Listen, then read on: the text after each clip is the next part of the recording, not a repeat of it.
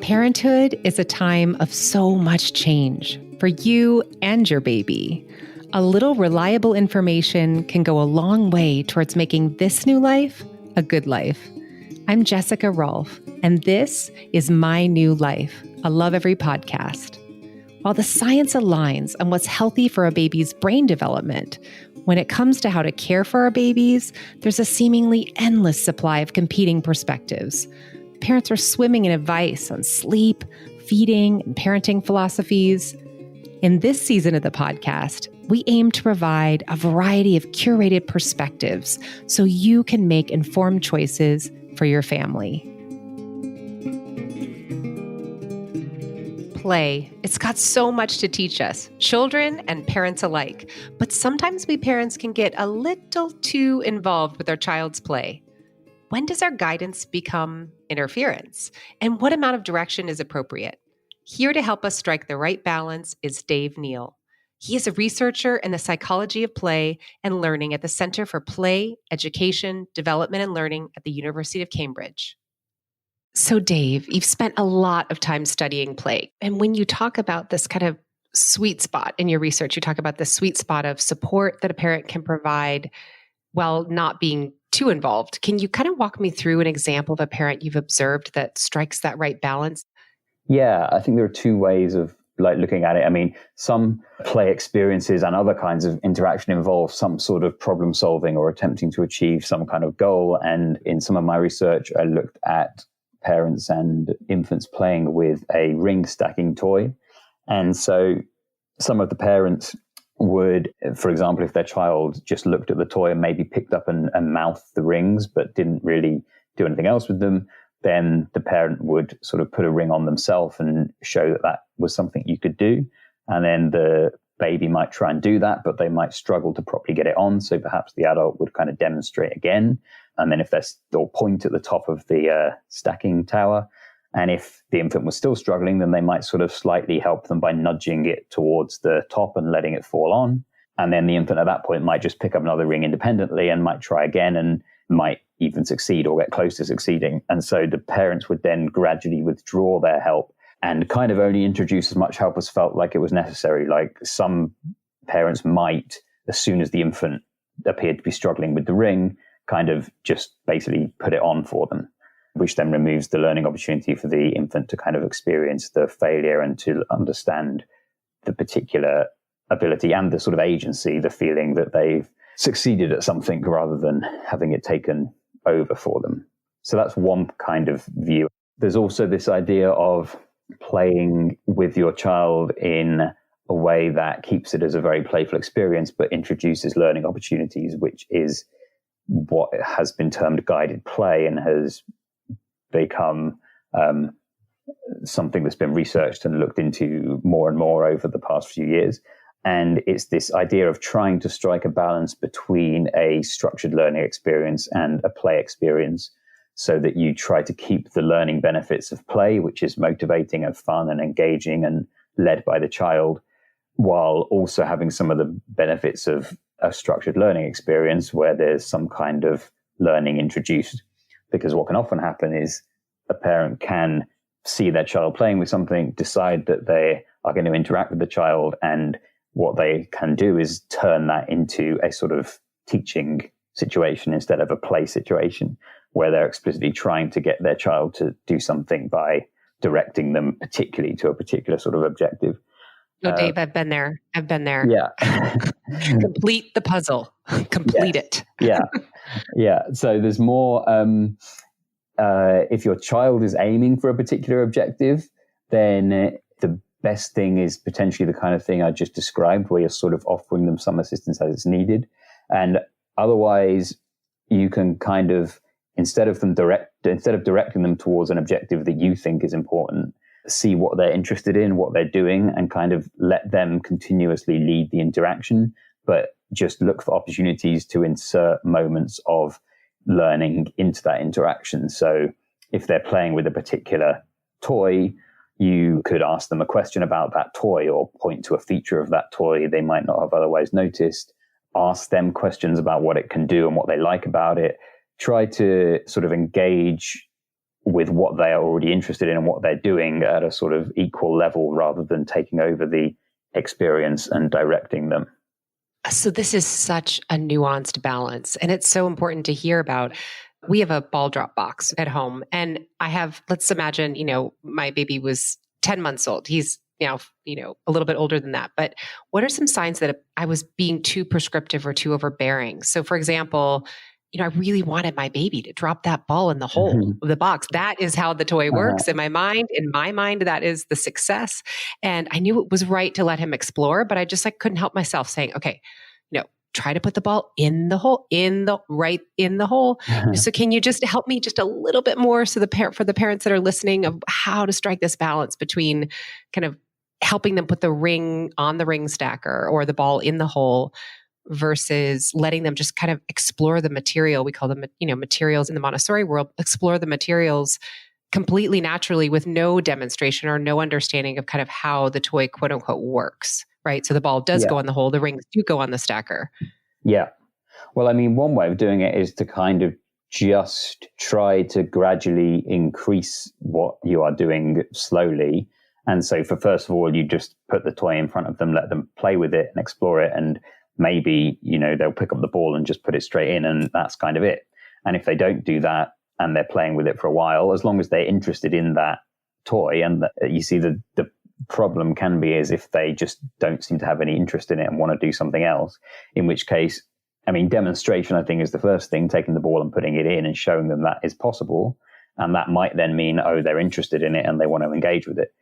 But I think if they just completely seem uninterested and want to do something else, then it starts to become better to maybe see what they are interested in and focus on that instead. But presuming they do seem interested in it, then I would kind of gradually do demonstration, then hand them the ball and then kind of wait, and then maybe demonstrate again if they still don't act on it, and then maybe point at the hole if they're still not doing it, and sort of gradually, and then you can kind of direct their hand to the hole and then put the ball in. But you kind of don't do those things like directing the hand until you've seen if they can do it with the demonstration, seen if they can do it just with the pointing. So you're just gradually increasing. So it's basically not going too fast in terms of how much you direct them. Try to think, well, what's the minimal way I can direct them? Okay, that's not worked. What's a one step up of how I could direct them how to do this? And always make sure that they're still kind of engaged and interested and seem to be enjoying themselves. Because as soon as that stops, you have, the experience you're doing with them might still be beneficial in some ways, but the benefits of a sort of play interaction will have disappeared because it's no longer play if they're feeling forced into doing something and aren't really enjoying it.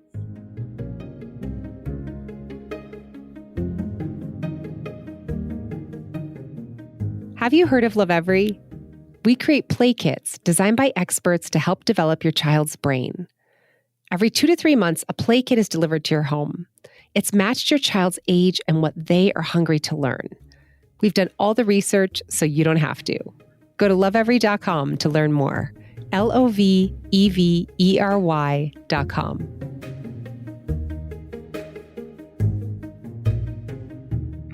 That is so wise and so helpful for us to hear. It sounds like patience is really the key. We have to just slow down. Everything moves so fast these days, and it's so hard to just take a minute to just be slow with your child. But it sounds like observing them, taking these kind of micro observations and taking them, one step further if they are interested is the key. Yeah, I think that's a good general principle. And I think also sometimes a lot of good things can happen if you just engage in playing with your child and make sure that you're actually engaging in playing, and just think of it in those terms. Just sit down and play as well as like an equal with your child. Make sure you're having fun and enjoying it. Try things with the toys, do different stuff. And so you don't become someone who's kind of in any way leading or taking over. You just become completely a play partner. And in that kind of experience, you might just naturally introduce some learning opportunities because your child will see you do certain things. They'll hear the language you use to describe stuff. And in that sense, you're kind of capturing potentially some learning benefits through play. And you don't have to do a lot of work yourself planning that or thinking about. All you have to do is kind of let yourself go and actually play. That's great. And what does it look like with a parent that is not as engaged? So, we've talked about kind of the tendency for some of us to be overengaged. I think there's also a tendency, I've been there where, I just distracted, right, by our phones and by everything that's in our world. And so what does it look like for a parent who's not involved enough? What I think can happen in that situation is that the child will, if you think of the ring toy, they might try to put the ring on the toy, and they might not be able to, and if the parent does nothing at all, maybe they'll try again another couple of times, they still can't do it, and they'll drop it and they'll give up. And at that point, they haven't really learnt much. They've just learned, I can't do this thing, and they'll move on to something else. So they haven't had a learning opportunity about how to think about something, how to do something manually, and they haven't experienced any sense of sort of agency and personal achievement. So there is a danger that the experiences are reduced in that kind of way if there is no interaction. And there have been some studies looking at when parents are distracted by like a phone call or something on their phone while interacting with their child, that seem to suggest that if you compare parents who get distracted in that way, if you put parents and children into an environment and ask the parent to kind of teach or show the child something, then if you distract some of them with something like that and the others you don't, then you find that the ones who were distracted, their children seem to have learned less from the experience than the other ones. So in the Montessori world, there is this focus on really investing in your child's concentration. And so parents want their children to be able to concentrate. And I almost feel like sometimes I'm suppressing some wanting to kind of be excited or be engaged or be verbally engaged with my baby when I'm trying to follow the Montessori path of, letting them really concentrate, because it is hard to concentrate when somebody's talking to you. I mean, if a child is focused on something very intently and you talk to them, I mean, one of the important things I think is, as I was saying earlier, is not to redirect your child's attention elsewhere, but kind of follow their interests. So if they were particularly focused on a particular toy, then if you are going to talk, then maybe point at part of it and ask them about it, or do move a little part of it or something. But at that point, you kind of, I guess, shift what's happening into them potentially learning something from you and then potentially having a bonding experience with you or whatever. Whereas if they're intently engaged with the object on their own and doing their own sort of thinking about it or exploration of it, then that will be a different type of potential learning experience. So I think you would want them to have the opportunity to do both of those kinds of things and not always do one or the other. So we have a final question that we love to ask our guests. What's your favorite learning activity to do with a baby? A baby somewhere between 0 and 1. I think there are some things, some tests in psychology that have been done that are very interesting to do, that are kind of playful, but also just sort of amusing and very interesting for parents and adults, like the A not B task that's very well known, which can be done with children under 1. And there's a few different variants of it, which you could find online if you search for A-not-B task. But the basic principle is you will put 2 sort of cloths down, small cloths like handkerchief kind of size, and you will take a little toy or some kind of object that's interesting to the baby and you'll show it them, and then you'll just quickly hide it under the cloth on the left. And then you'll just let them look for it and they'll pick up the cloth and they'll get it and they'll normally be all happy and kind of laugh. And then you repeat that again, and they'll find it again and take it out and laugh. And you normally do that maybe 3 times, and then you just put it under the other one. And what they will almost always do is go for the same cloth they went for the previous times. They'll watch you, they'll look at the object, and they'll watch you put it under the one on their left, and they'll pick up the cloth on their right, which is the one they've been picking up all the time. Fascinating. So far. And it's very interesting to see that actually happen. And as I said, it's quite different. It varies with their age, and it varies by each infant individually, the extent to which they do it. But you can also get variants of it that work with sort of slightly older or slightly younger children. But it's entertaining, I think, both for the baby and the adult to see that and engage with that task. And the explanations for it are diverse, and it's still debated about exactly why that happens.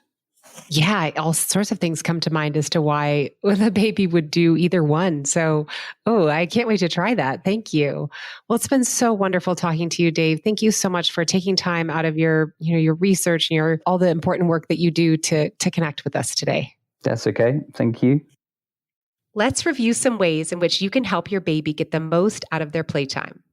Takeaway number 1, give opportunities to explore and don't try to run the show. Let's say you are playing with a ring stacker and your baby is mouthing the rings and not trying to put them on the stacker. You can demonstrate for your baby how to slide the rings onto the post.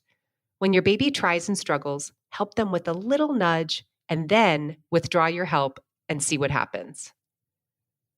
Takeaway number 2, give your infant just one toy at a time to allow them to explore each in depth.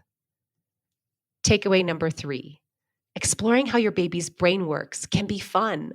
Try the A, not B test by switching up the location of a favorite toy hidden under 2 identical cloths. The first couple of times, place the object hidden under cloth A, and then hide the object under cloth B. Your baby will almost always go for cloth A again, even though they saw you make the switch. Lovevery's stage-based toys are designed to facilitate the kind of guided play we discussed on this episode. Learn more at lovevery.com. You've been listening to My New Life. If you think this episode might be helpful to a fellow parent, please share. And if you'd like to learn more about the topics discussed in today's show, head over to lovevery.com. That's LOVEVERY.com. I'm Jessica Rolph. Thanks for listening.